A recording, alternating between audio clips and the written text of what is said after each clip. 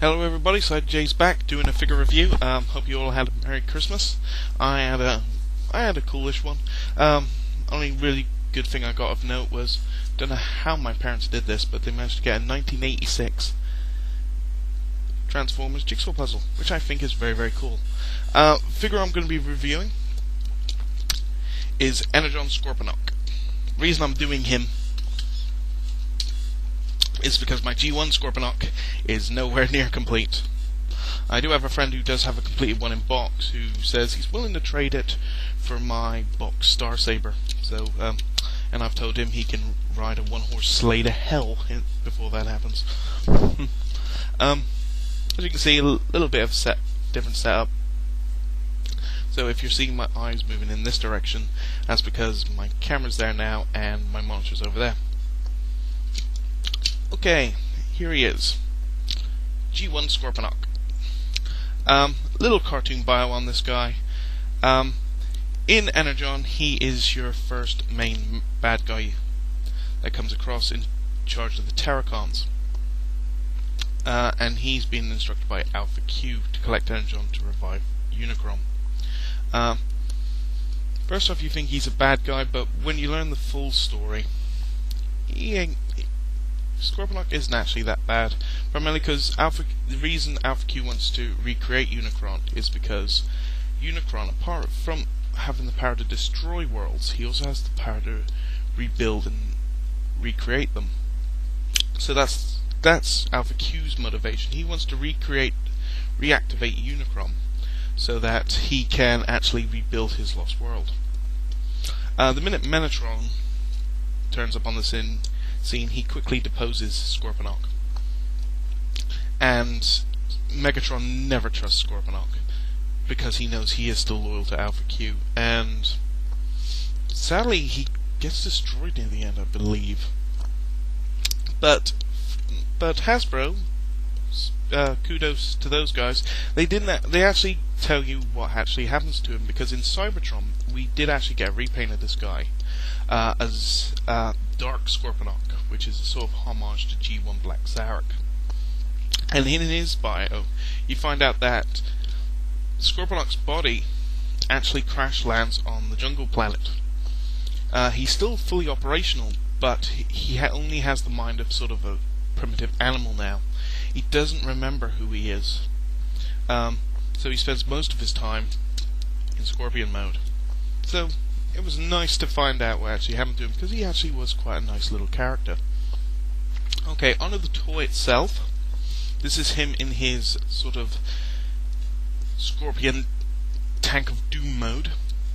He has a cabin, it's an Energon figure, loads of neon weaponry, and actually he is very, very nice. You know, he's got loads of good detailing on him, you know, which actually runs throughout the entire figure, so like they've put detailing paint on the claws and stuff like that. He's loaded to bear. He's got these rear guns. He's got his big ass stinger, which has a dual gun gimmick. They've even included, because he's a Scorpion, a couple of mandibles. But, like he's got all these hydraulics and stuff like that, and it really is nice. The claws are fully articulated, and one thing I will say for this figure, this guy's got ratchets galore, which is really, really nice. Really tight joints. He's going to last you. You could open up his claws, and like I said before, all these nice hydraulics. So it's got a couple of pop-out rocket launchers. He's got a couple of like blades, so apart from crushing you, he can slice, dice, and completely vaporize you. He does come with lights and sounds, but one thing you may have gathered from my other reviews is I tend not to want to put batteries in my Transformers that have lights and sounds, just because they can corrode. Okay, so this is him in the Scorpion mode. He is a triple changer, so apart from this mode, he also has his auxiliary flight mode. It did transform that, put his tail up. My Scorponok, you're in the mood. Forget that. Okay, bring the tail all the way down.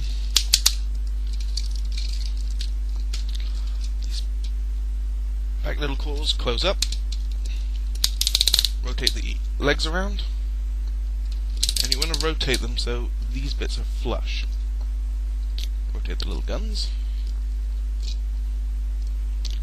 Next, you want to split the front apart and bring it back. And then you want to fold the tail again.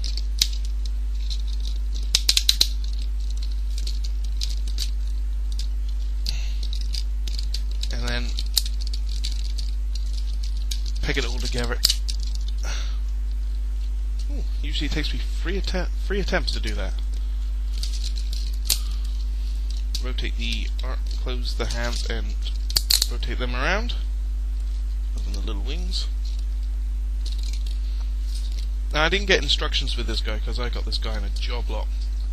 But at least my thinking is if you've got turbines there, the turbine should always be facing forwards.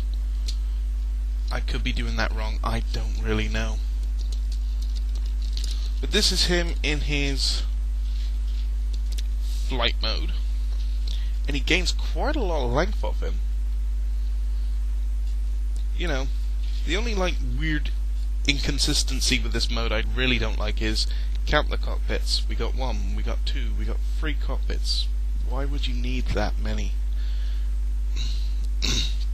Even though he's a Cybertronian jet, I don't really see the need for that many.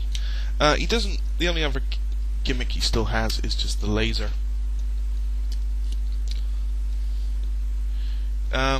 He does have a couple of minigun ports, and that's where the activation button is. If you had licensed sound, you'd be hearing thrusters and God knows what coming out of this guy. But still retains a lot of his detailing you saw in the other modes. Sort of like to his G1 self, you know, he's more in like a darkish green with the red, whereas the previous one was purple and green. Now for robot mode, put thrusters back in.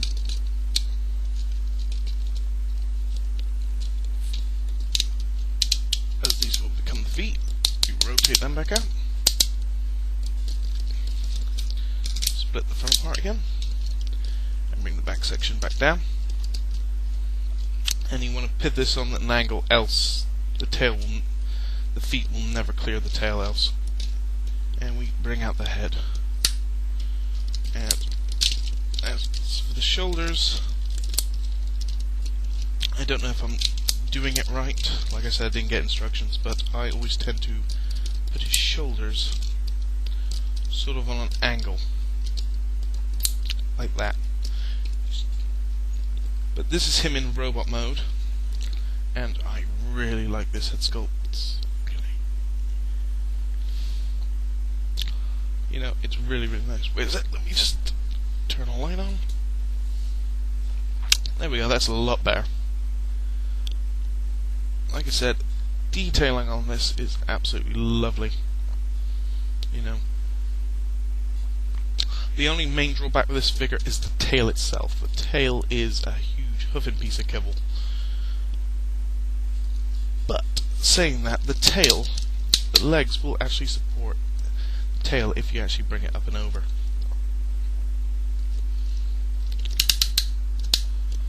Which is quite cool. Like I said, a little G1 reference is the visor. He does use it in the show for combat. Arms. The only problem with this guy is these sections don't really lock in at all. So when you're moving the arms around and that, you know, his arms will have full rotation in the elbow. Well, not rotation, they bend at the elbow, full rotation and bending at the shoulder joint. Legs, usual movement, you've come this way, forwards, back, and bend at the knee. Like I said though, this guy has a lot of very tight ratchets, so he will support his weight very, very well.